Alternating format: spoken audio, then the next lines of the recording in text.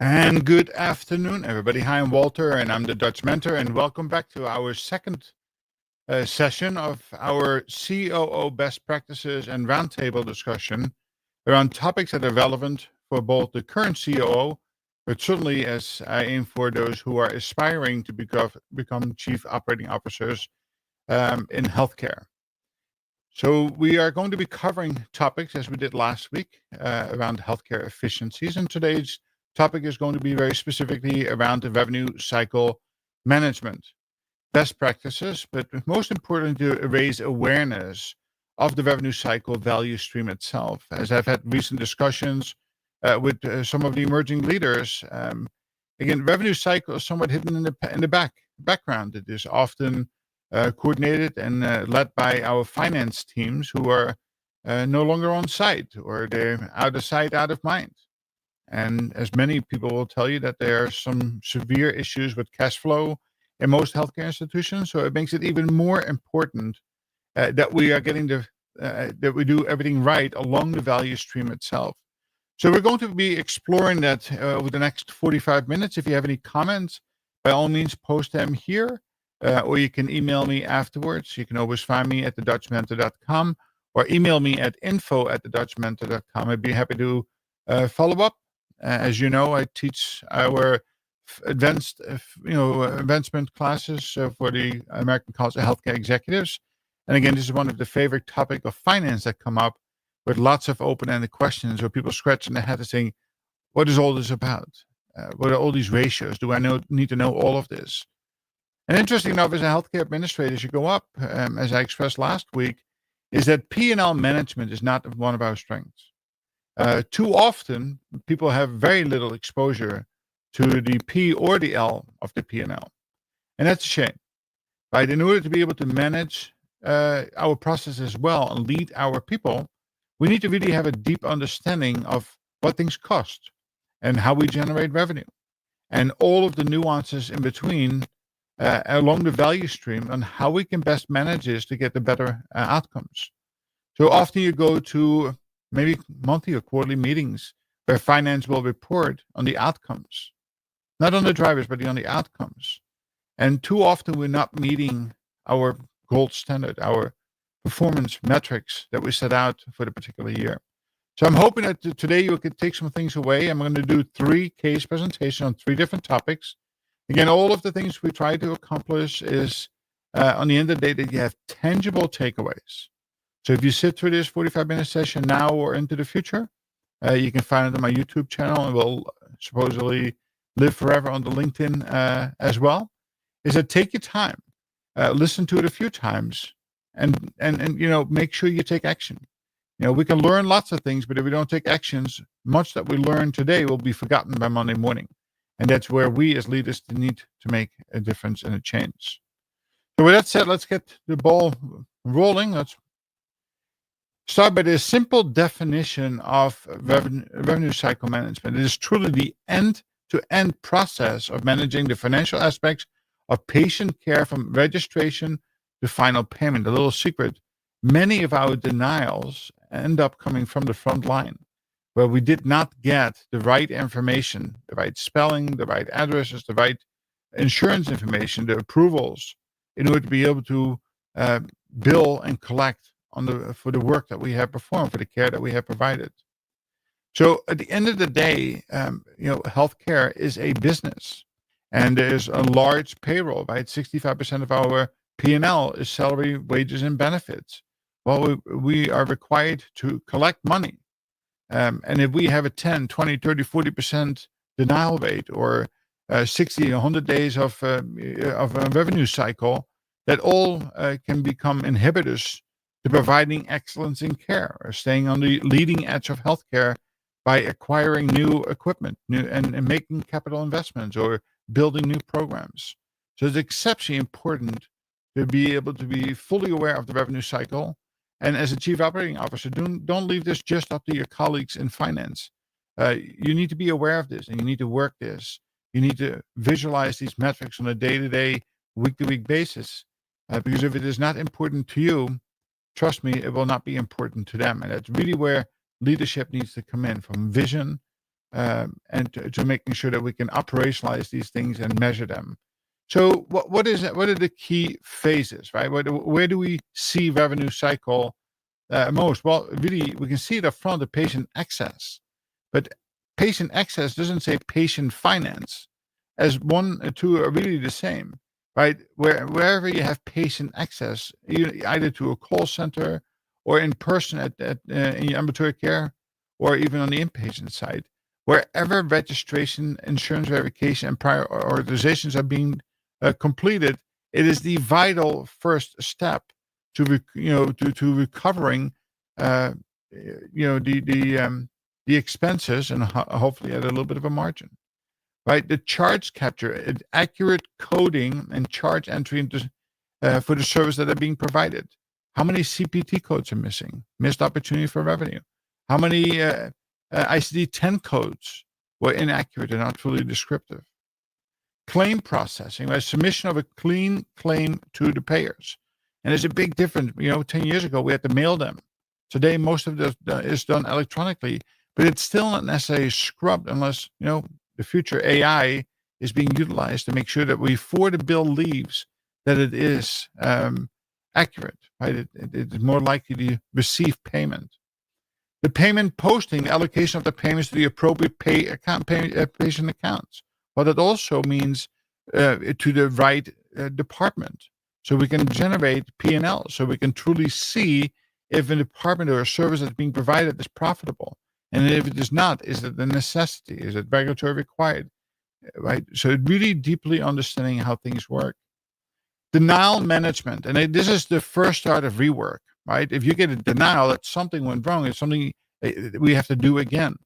Anytime we have to something, that is waste, right? But here we need to quickly identify, we have to appeal, and we have to resolve denial claims. And then, of course, patient collections. Too many of these accounts are going to collections, and we are not really empathetic to our patients, nor are we very efficient at this. Therefore, we end up writing a lot of debt off, and that's not as simple as anymore as it once was, right? We've talked about the now finance section.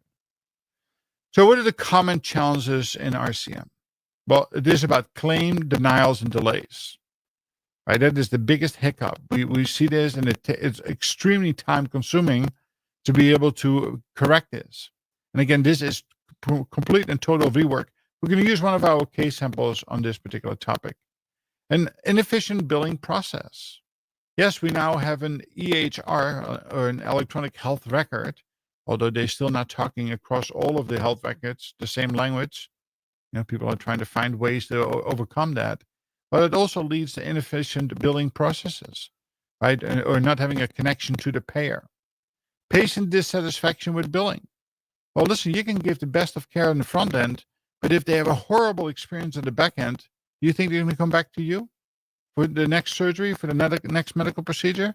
If they have choices, they will vote with their feet. And then, of course, the high rates of bad debt that is having an economical impact on the healthcare facilities. And again, we know that our margins are razor thin in healthcare. Therefore, every dollar counts, right? We can just write things off and say, oh, well. So what are the best practices that we are seeing in RCM? Well, it's about streamlining the patient access with technology. And that is really, having almost immediate verification of both insurance and pedigree, right? Information of the person, first name, last name, date of birth, medical record, account numbers. Are they eligible for the service that they're requesting? Even if it is fee for service, and etc. Improving the coding accuracy and charge capture. Again, Epic and other EHRs are now much easier to navigate. Although the word easier, many of you will disagree with me, but it certainly is better than if you have to hand charge it at the end of the day and writing down your own codes like we used to do in ICD-9 and prior to that. The denial management strategy. So this is actually becoming a focus of a facility. And again, if you don't measure, it's very difficult to perform. Well, there's so much money left behind that they finally figured out we better start paying attention. And it's really paying attention up front, right? Initially, collection of information, the appropriate coding, But if you have a strategy around it, if it is a topic of conversation at every meeting, it becomes that much more important than just a few people who work in the background on denial management. And then, of course, patient-centric billing practice. I'm going to use an example of that in one of our case studies as well. All right, we have 3 case studies for you to present. Again, they're tangible takeaways. These are all real cases that have been worked on over the last 10 years, so they come from deep personal experience. The first case is around the denial reduction through predictive analytics. And there's actually now departments of predictive analytics or healthcare analytics, which is almost sexy, right? For somebody who likes numbers, this is really, really cool stuff what is taking place. Improved patient collections via payment plans. And the third case is about the AR days reduced with claims management software. Now, you might be familiar with some of these, but again, look at the process that we are highlighting on how to get from point A to point Z and actually book the results. That's the key, takeaway over here. So the first one is about the denial reduction through predictive analytics. So it's a large healthcare system. Was experiencing high denial rate of 15%. And by the way, I've seen denial rates as high as 30, 35%. Right? It's crazy. Primarily due to errors in prior authorization, eligibility verification, and coding. The delays were causing increased account receivable days. Right? How quickly can I use that cash and turn it around? Of course, it also led to patient dissatisfaction because obviously they're getting bills in the mail or questions being asked. So how do we go about this? Again, as you know, I'm a big, strong advocate of A3 thinking by really understanding first what it is that I'm working on, properly scoping things, understanding how we do things today, and then having a clear understanding what is the outcome that we desire.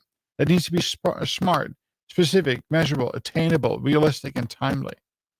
And from there, we can complete our gap analysis and come up with an hypothesis of what we can do and prioritize them and go look for that 80-20 nugget and then start implementing pilot projects to assess if the changes that we're trying to drive is actually going to have the material impact you desire before you spread it to all of the other departments. So with that said, we implemented the predictive analytics software. So it's no different than in the tax world. You can put in your statements, and it will scrutinize them and red flag them if there's any errors in the process itself. And computers are much better at this than what we can do. So again, if you have not invested in AI or up on AI, by all means, needs to be one of your 2025 priorities to become part of this new technology and how you can leverage this. Again, healthcare is wonderful at collecting information. It's not so great of doing things with that information. That's where the real change needs to come into play. And finance is one of those areas that certainly matters. It's improved front-end processes, right? It's really looking at how is the work done today? What are the gaps that we have identified that's causing some kind of delay or denial?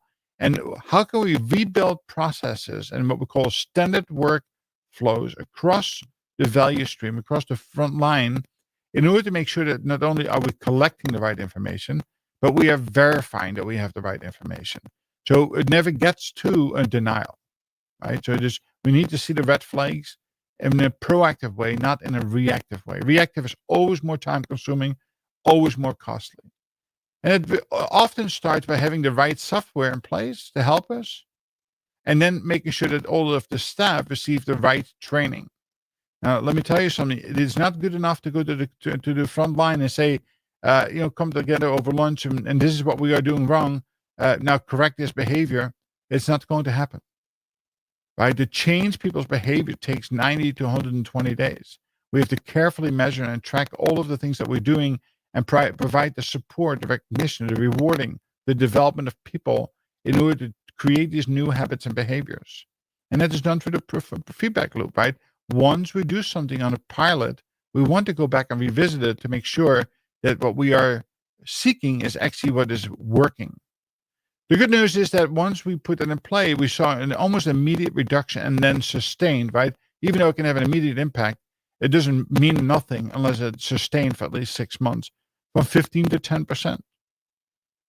right? We have faster claims resolution. Average resolution time decreased by 25%, and that was just the start, right? And we improved cash flow, and AR days reduced by 10%. It sounds, from 60 only by 6 days, but at the end of the day, that 6 days makes a difference in your ability to pay your people and to build new programs. And again, that was just a starting point of reducing the total numbers. And then, of course, higher patient satisfaction. They were the immediate recipient because there were fewer denials, fewer calls, fewer bills being dropped, fewer times that people felt accused that they were not living up to paying their bills. So what can you do as a leader, right? We have to be adaptive to new technology. We have to relook at our frontline processes and validate them that they're actually working the way they are designed. And if not, PDCA it, right? Make small adjustments, monitor for improvement, and then take appropriate countermeasures or reward and recognize for having met their goals or exceeded goals. Foster collaboration. This is not an operational issue or a finance issue. This is an us issue. Again, it's very important that the people at the front end get to see the metrics and especially the dollars and cents that they end up collecting from the patients for the service that are provided. It's no different than what we talked about last week in the OR. Go ask a nurse or a doctor or a PA or anybody else for that matter on how much it costs for one 4x4. I bet you that most of them have no clue. Well, if they don't know, then it's easier to grab 5 or 6 than to grab 1 or 2 and waste 3 or 4, right? Our healthcare is so vulnerable today that we live in the margins, and the margins matter. So the more information people have, the quicker it is that we can make corrections. So it is about educating your teams. All right, case number 2 is an improved patient collection through payment plans. Interesting. Right? We actually have to be sensitive to our patients. Interesting.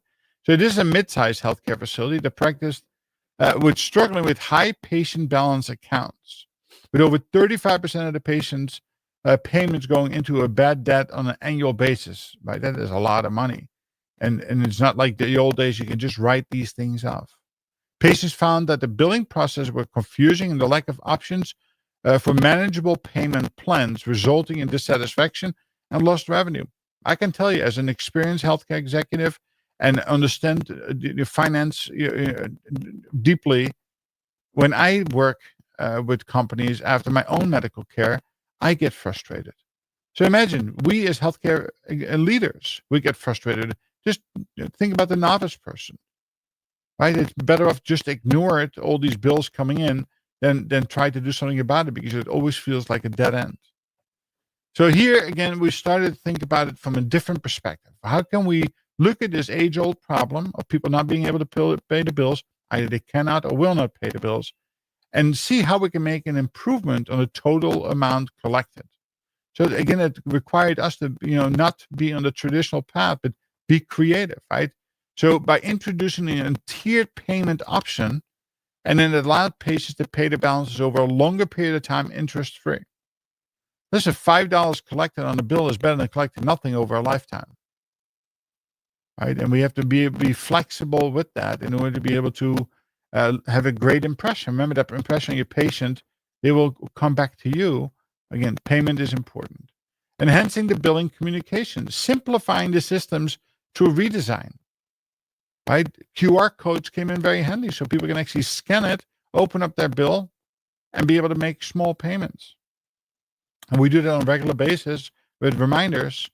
We saw a trickle of payments that were coming in that we otherwise would not have captured. Providing the financial counseling, making sure that people have the ability to speak to a person, not to a robot, to help them understand the responsibilities of the bill and see how they can possibly make small incremental payments instead of feeling the burden of the bill and not being able to pay it at all. And again, technology comes into play here as well, right? Having adopted an RCM platform with integrated patient payment tracking, right? There's a lot of automation that takes place. We can have reminders go out on a more regular basis and make it extremely easy for people to make small payments towards their balances. So the results are that we increased our collections by 30%. That's significant. We reduced our bad debt by 20%. We had a faster payment cycles from 90 days to 45 days. And certainly our patients appreciated that, and leading to a net promoter score increase by 15%. That's significant. Those are going to become loyal patients. They will come back for more services. So what are the actions you can take on this particular case? Well, think outside of the box, right? Offering flexible payment plans, simplifying the process, offer that financial counseling. Most institutions now have, of course, because it's a requirement, but we can do more about this. And then leveraging a payment technology. Make it as easy as possible for them to make a minimum payment on a daily, weekly, monthly basis that adds to you collecting more dollars that otherwise would have been written off. Case number 3 is reducing the AR days through enhanced claims management. This was a regional healthcare system that had an average 60 AR or accounts receivable days, leading to cash flow challenges and delayed reimbursement, inefficient claim submission processes, and a high percentage of reworked claims contributed to the problem. What is the word here that we see? Reworked. Right? Somehow along the value stream, we did not collect the right information. We didn't code it. Maybe we didn't even bill it correctly. Maybe we didn't interact with our patients. And that led to denials. And of course, whenever you have denials, that leads to many other things, and that delays payment. So what are the actions that we took? Well, again, remember, this is A3 thinking, right? Why are we doing this? How is this having an impact on the organization? Establishing that burning platform. And through that process, you can start developing solutions. So here we wanted to look at how can we streamline claims workflow? How can we take fewer steps? And again, automation helped us do that. But if you don't have the funds to automate, I bet you that if you look at the process today and you lay it on the process map, and what we'll lean it a little bit, I'm sure you can take a little bit of time or effort out of each one of them and have a better result. Right? But we need to have standard work practice or a rule-based engine, either a computer or a human, that helps identify potential errors. So if your organization suffers from a high error rate, right, you apply the 80-20 rule. Find out what issue is causing 80% of the issues. Right? Relentlessly prioritize and focus on what is causing the problem and correct for that. Focus denial prevention. Right? Establishing a dedicated team to review high-dollar claims before submission. Again, here you can go, look at all of the claims and where the denials come in, and often you will find out it's coming out of a certain discipline or a certain division. Not everything is equal, right? Zero into where the problems are and work on those things first. Often it came down to enhancing staff training, right? Providing more thorough tracking and measurement and discussion and retrospect review in order to make the improvements you want. And that is by visualizing all of the metrics, right? We're leveraging real-time dashboards. A dashboard, if the information is accurate and people trust it, alone will cause an improvement in the process itself. That's the Hawthorne effect, right? Whenever the boss is around, people act better, behave the way you desire.